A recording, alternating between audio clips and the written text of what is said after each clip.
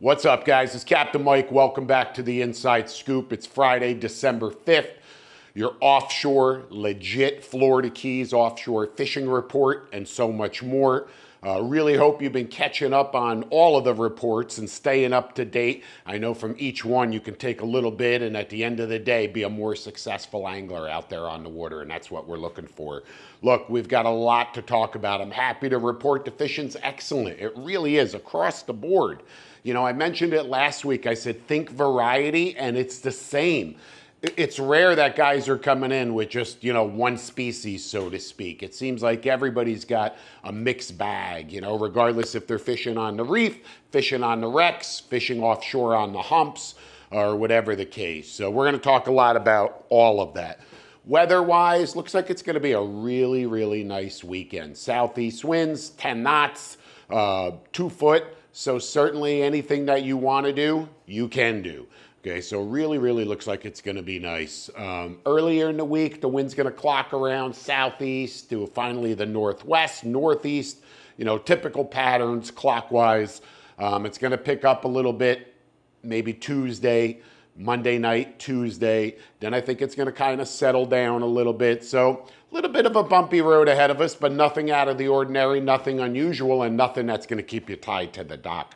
Let's start with what I think is really just a highlight this last week, and that's got to be the Wahoo fishing. The Wahoo fishing from Key Largo to Key West is absolutely on fire. With that moon, it's really just brought a lot of fish into the area and a lot of fish feeding in the area. So really exciting, and I'm happy to report that a lot of the fish are really quality fish. We're seeing a lot more fish 30 plus. Typically a lot of the Wahoo here in the Keys are, maybe that first or second year in their teens, in their low 20s. But man, there's been a lot of fish around in the 30s, 40s, and even more. Hopefully you've been following up on our Instagram page and you see that we've just been wrecking them. We've been very fortunate to really be dialed in, and we've had some great shots at fish throughout the week. We had an awesome day yesterday morning, and we're only fishing a few hours each morning. Some mornings we may never get a bite though. I'm not gonna lie, it's not a slam dunk. It's Wahoo fishing. But the more time you put in, the more miles that you cover, boom, you're gonna get your shots. And you're not gonna get them all, I promise you that. You don't stick them all, okay? That's Wahoo fishing. I don't care how you fish for them. You don't get every one of them, all right? There's a high percentage of missed bites. And you do everything you can to shorten that percentage, but it's still gonna happen, so don't hurt yourself over it, Don't get pissed off. Look, it's gonna happen. Just sharpen your tactics, keep refining, keep moving forward, and eliminate as many of those missed bites as you can. Try and avoid angler and tackle failure. But like I said, it'll happen. We've had a couple failures, we've had some tangles, we've had, missed fish. It happens across the board, but we've also stuck some beautiful fish and landed a whole bunch of them. So get out there if you can Wahoo fishing. The hot depth has been really anywhere from 180 to 220 in that zone. There are guys who catch them shallower, especially the spear fishermen, which is a different subject altogether. Nevertheless, that seems to be that zone. We've had cooler water. It's definitely getting colder and colder. Yesterday we were at 79.2 degrees. Again, relatively speaking, that may not be chilly. For down here, that's chilly. And it's continuing to drop, and that's what we want to see. As long as that water temperature continues to drop, those Wahoos will continue to move through, and they'll continue to present anglers with all sorts of great opportunities. That's the great thing. Look, you don't need a lot of Wahoo to go from zero to hero. You need one. You put one 40-pound Wahoo in the boat, baby, your day is made. I don't care what you do from that point. It's game over. You won, okay? Beautiful fish, a lot of meat on those fish, really photogenic, right? I mean, just such a great fish. Just be careful. Be careful when you boat them. Obviously, they still thrash around. Catching wise, I want to say guys are catching them on planers with strip baits, high-speed trolling with the trolling leads. It's a killer tactic. Guys are catching them every day, high speeding. The deep diving plugs, the DTX minnows. You guys know that we fish a lot of these DTX minnows. Are they, productive? Yes. Hell yes, okay? Really, really productive lure. So there's a lot of options. I mean, I can't get over this one. I don't know if I'm ever gonna put this one back in the water because I wanna save it. It's accounted for so many quality fish. I don't wanna see, anything happen to it. And actually, a recent fish, I think he actually punctured the side of it right there. Okay, really hit it hard. But look, for a bait that caught that many wahoo, you can put a hole in it any day of the week, pal. Another thing I want to talk to you about, along with the wahoo on the edge there, okay, guys that are kite fishing and fishing live bait are seeing solid numbers of sailfish. Still early for us here in the Keys. Remember, even though it's December, we really don't see our peak sailfish run until March, April, okay, as those fish are moving down. So it hasn't even happened for us yet. They're just kind of trickling through, but there's enough of them to keep it really exciting. So the guys who are kite fishing with goggle eyes, pilchards, anything you can dangle from a kite, even a live ballyhoo, don't discount a live ballyhoo dangling from a kite. I'll tell you that right now, that's a great, great bait. And it may be the only bait that you can get your hands on, but that's okay. And make sure when you are kite fishing, especially with the ballyhoo, that you're also flatlining a couple of baits and maybe even a couple down deep. What a spread, right? And look, you don't even have to buy any live bait. If you can't get your hands on it, you can't buy it, maybe they don't have it, whatever the case, go out there, catch a bunch of ballyhoo, set up a drift around some wrecks, look, stop the boat. Pay attention to your drift line. Are you drifting a little bit deeper, a little bit shallower? And that's going to all be based and determined by the current, the wind, the combination of the two. If you see yourself being pushed in a little bit shallower, starting around 200 and drift across that entire line all the way into 100, right off the edge of that reef. Man, you're covering a killer zone. And if you've got a kite up with ballyhoo dangling from the kite right on the surface and a couple of ballyhoo on flat lines and 2 more live ballyhoo down deep right on the bottom on long leaders, I promise you, you're gonna get bit. You're gonna get bit. It may be on these, it may be on these, or it may be on those, but something's eating something. That's a guarantee. So it's a great way to fish here in the Keys during this time of the year, and it's a great way to put that mixed bag together, because as I said, that's the key right now, is that mixed bag. On that edge with the sailfish, with the wahoo, there's also dolphin. There's also blackfin tuna. You're not gonna catch a lot of those fish trolling, although you will pick them off. We picked off a blackfin the other morning on one of our wahoo lures. I mean, happens, not really often, but it does. Our bycatch is minimal. When we're targeting wahoo down here, we're seeing 95% of our bites are wahoo, and 5% are a mix of dolphin, kingfish, barracuda, and of course the blackfin. So one slammed the bait the other day. It tasted good last night for dinner. It was a nice treat, change of pace from the wahoo. But again, they are on that edge, like I said, with the dolphin. So there's a lot of opportunity. We're starting to see more African pompanos around.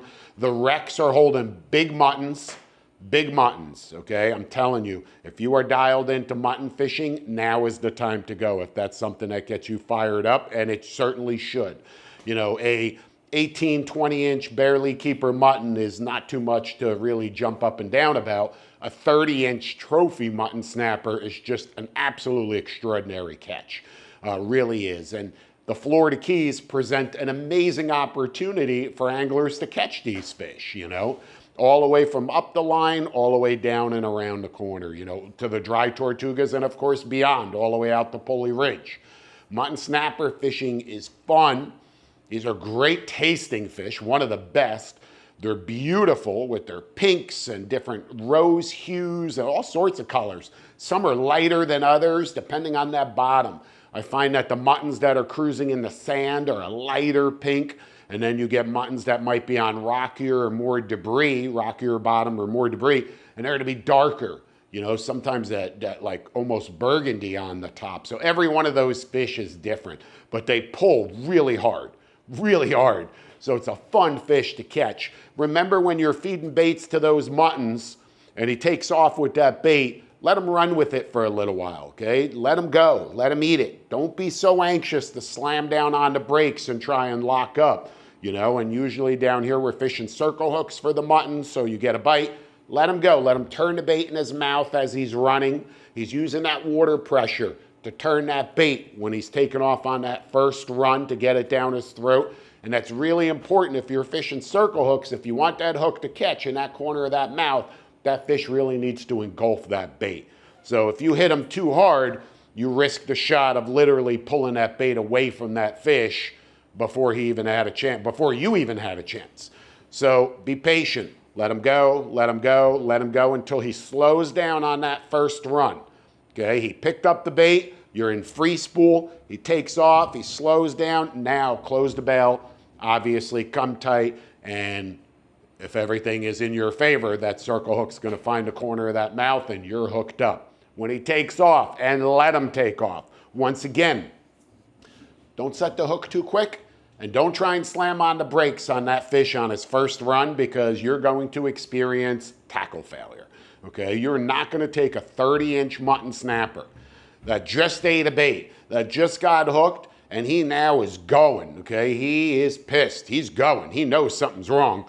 On that first run, when line is peeling off your reel, if you lock down too tight, something's gonna give, okay? You're gonna experience tackle failure, I promise you. So let him go. You know, you're not going to stop them on that run. Let them go. Let them tire out a little bit.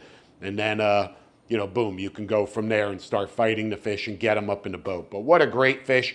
And again, we're seeing them on the reefs, but more importantly, the bigger muttons are on the wrecks right now. Fresh bait is vital. Okay, whatever it is, they'll eat the pinfish, they'll eat the pilchards, they'll eat a half a goggle eye, and they'll eat a ballyhoo. I promise you that. They love the ballyhoos. So a lot of great options for baits. Just don't put any stinky crap on that was frozen at one time. You know, you're gonna end up with something else. Bonitas, sharks, jacks, and you're gonna have to weed through all of that because it's all out there right now. It's all out there. We're seeing a lot of bait in that 79-degree water. The water's been clean, little bit of grass, not much at all. Nothing, you know, that's out of the ordinary. And we're seeing bait. We're seeing big flyers up on the surface. We're seeing bonitas down deep. That's a great sign. If the forage is here, the predators are going to be here. And that's why they are. That's why it's exciting across the board. Getting a little bit shallower back on that reef, mixed bag, variety, name of the game. One day it's yellowtails. Next day there's some muttons on the shallow reefs there on those patch reefs. Next day it's mangrove snapper, and maybe next day it's zero mackerel. So, and it's a combination of all of those on any day. So you really got to be ready for everything, right? And I've talked about this before, how much I enjoy catching those zero mackerel. You know, when those things come blasting through your chum slick and they're hanging out behind the boat, that is such a fun fish to catch. You know, on a light spinning outfit, boy, let me tell you something. I don't know if there's anything faster out there in the ocean than a screaming zero mackerel on 10-pound braid. Right? Super fun. Little stinger rig, you know, a guy asked me, he said, hey, what do you mean when you say a stinger rig? What exactly are you referring to? Okay, here it is. Look, little piece of wire. This is either multi-strand cable. I'm going to try and come up here a little bit more. Okay, little piece of multi-strand cable right there. That can be 18 inches or so. And then there's a small, now this is just a killer zero mackerel rig right here. There's just a small J hook, like a 1/0 little J hook right there. And keep in mind, you're not going to catch the fish on that hook. Okay, it's a 1/0 or 2/0 live bait hook. That's only for impaling the ballyhoo. That's just a carrier. That's just going to whoop right in the ballyhoo's chin from the bottom up. Okay, or you can go from the top, you know, whichever way you want.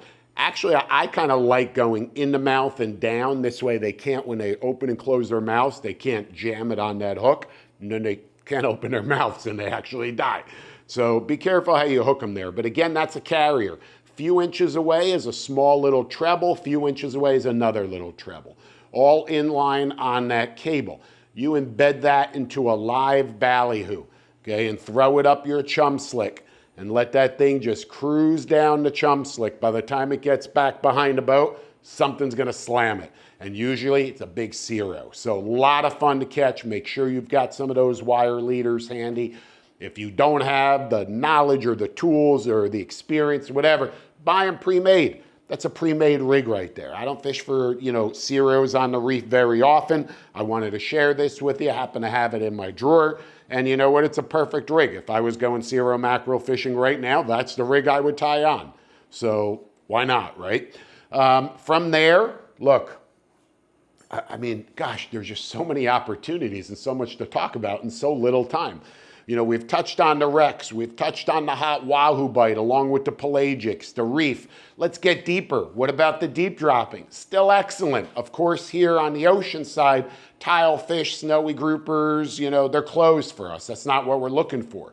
But we are offshore fishing the humps, catching the big vermilion, some of the biggest vermilions you'll ever find, mixed in with yellow eye snapper. You know, a lot of guys are running over to the Bahamas, right?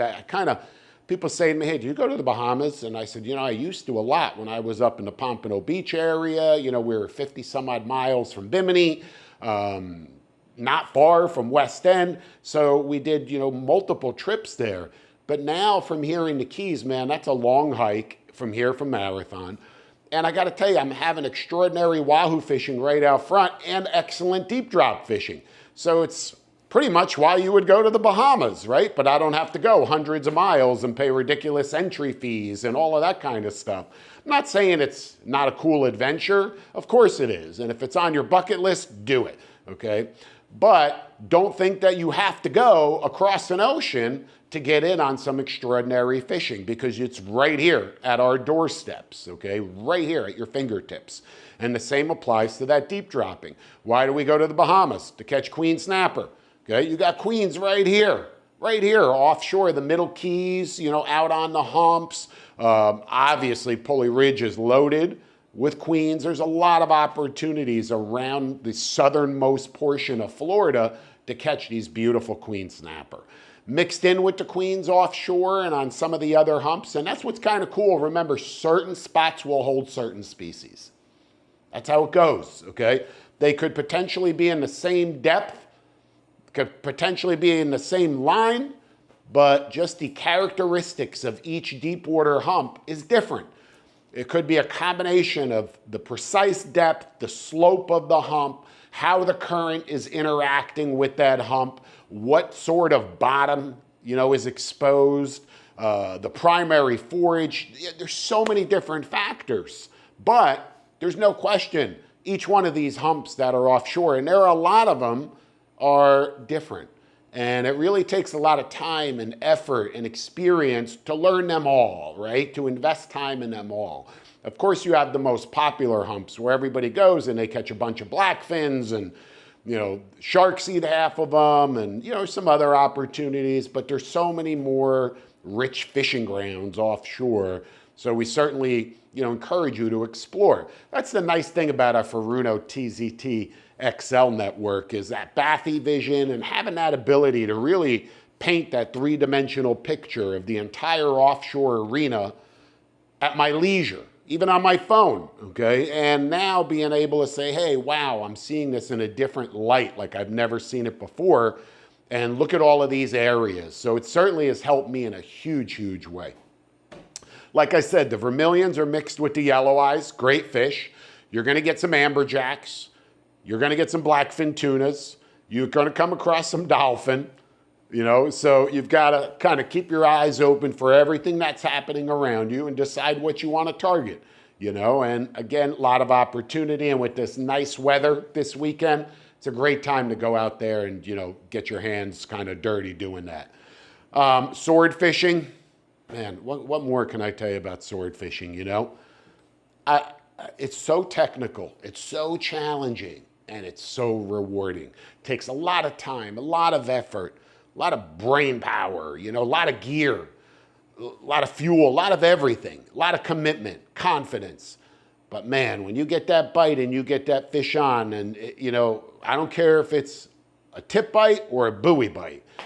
And you know, it's funny, before we dig deeper into that, what do I prefer? Do I prefer the tip rod getting whacked, or do I prefer the buoy just falling over and going, you're hooked up? Whew, I gotta tell you, both are so exciting, right? The buoy is super exciting because, well, you know you're hooked up. That's the bottom line. Look, and what are we referring to? Remember, here's our typical swordfish buoy. This is clipped on with a long line clip at a certain distance above the bait. Typically 1,400, 1,500, 1,300, even 1,000, you know, depends on the depth of the water and where you want to set that bait. Some guys are fishing multiple buoys at one time, really taking it to a whole other level and suspending baits at different levels.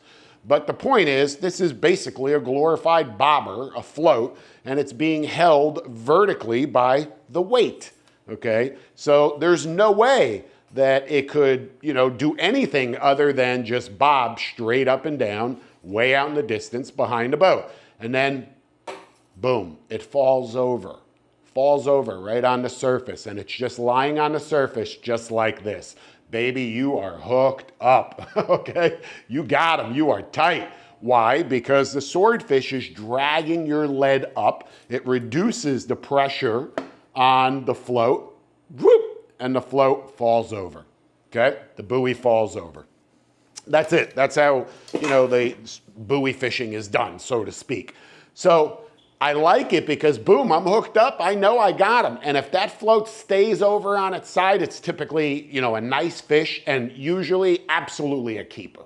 Okay, if the buoy stays on its side, you've got a quality fish on. Okay, it might be 100, might be 500, might be 200, might be 80, might be 180, but it's a decent fish. Okay, because he's got the power to drag that lead up continuously. If that buoy falls and then comes back up and falls, kind of lazy, right? It's on its side. It's back up. Oh, no, it's on its side. Wait, no, it's back up. Small fish. Okay, he's trying to drag that lead up. The lead's dragging him back down. He's struggling. He's doing the best that he can, but it's a 40-pounder. All right, it's a puppy. That's what we call those sword puppies. Be careful with those fish. By the way, they're a lot of fun to catch, even the smaller juvenile swordfish, but be careful, handle them next to the boat. I don't know if there's any more rewarding experience than catching a juvenile swordfish, unhooking them, getting some photos, letting them go, and just watching them just melt into the depths. So cool, right? Everyone on the boat's just like, wow, that was just so cool. Seeing this apex predator, just a baby, but in 5 years, it's a monster, okay? An absolute sea monster. And he just melts right back down. You wonder what that fish is thinking, like, what the heck just happened, right? But nevertheless, I love the buoy bite. The tip rod requires you to work harder. You don't know what to do, right? You get whacked. You want to feed it back to him. You want to pull it away from him. You want to, really interact with that fish to get him to commit on that bait. And it's nerve-wracking. It's really nerve-wracking because you don't want to make that wrong move, okay? But you have to. You got to move the bait. If you don't move the bait, he's not going to eat it. He's going to lose interest. He may even lose it in the water, okay? So I'm telling you, move the bait. Drop it back to him, move it, and then boom, he hits it again. But he didn't get stuck. And then boom, he hits it again. And this goes on, but he doesn't get stuck. He doesn't eat it. He's just whacking it. And again, it's nerve-wracking, letting it go, reeling it in, moving it, waiting, is he there, is he not? But usually, when he is and you come tight, God, so rewarding. And then sometimes, again, they just lose interest and they're gone. And you just, you got to ask yourself, man, did I do something wrong? What could I have done different or better to have gotten that fish to commit and eat that bait? Maybe nothing. Maybe it was a little baby and he was just whacking it and just really wasn't that interested or couldn't eat it. Who knows? I don't foresee it being a bigger fish because he would commit. Rarely does a 200-pound plus swordfish eat a bait or hit a bait 14 times over an 11-minute period. He's already made up his mind. He ate that shit. Okay, here, done, down the hatch. So, usually when that happens, I have to say to myself, God, I just don't believe that that's a really big fish. I believe that might be a juvenile. And then you reel it up and your bait's kind of mangled and, you're looking at it and you could see where it hit it with its bill over and over and over. And you're like, oh, very frustrating. But when you come tight and you got them, man, that's a whole different level right there. So I really like that rush as well on the tip rod. But overall, like I said, it's hot. Fishing, the bite's hot, fishing's hot, across the board, inshore, offshore, get out there. Finally, look, I wanted to remind you guys on one of the services that we offer here with the Florida Keys Offshore Fishing Academy, the official launch coming up. is outfitting guys with rods. I talked to you about this before. Look, if you're in the market for tackle, don't buy the wrong junk, okay? Don't spend money on something you're not gonna use. I cannot tell you, or you will use it, but it's not the right gear. Okay, it's not. It's way overkill because you would typically walk into a tackle shop, they want to ring you up for whatever. I'm not saying that's everybody. I'm just telling you salespeople are salespeople. You know, on the other hand, if you stop and think about it, go, well, maybe I should look at all of this in a different light. I'm here to help you see that light, okay? Let me work with you. We'll talk about the type of fishing you do, where you fish, how you fish, what your intentions are, you know, what sort of tackle you have now. And we outfit guys and we, you know, really custom design packages very affordably. There's no up cost to you at all. It's absorbed by the manufacturer. Okay, it's part of what I do with Chaos Fishing and my partnership with Chaos. We've been working together for over 2 decades.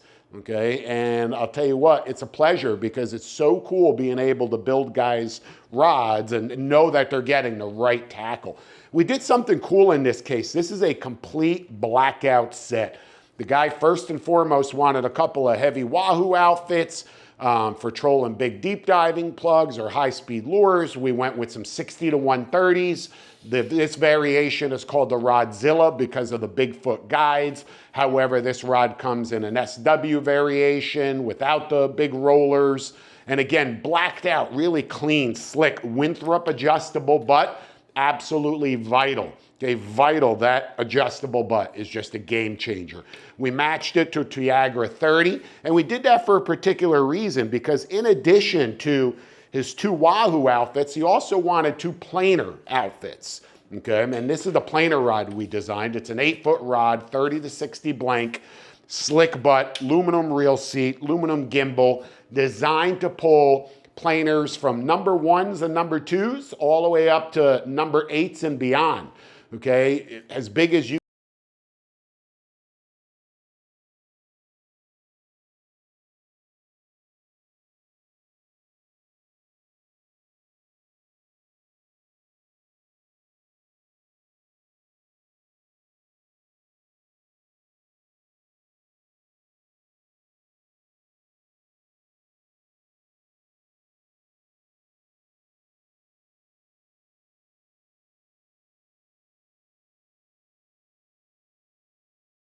to the point of delivery, personal delivery. If you're local here in the Keys, we're hooking up, okay? If you're somewhere else, obviously we'll ship it to you. But nevertheless, including line.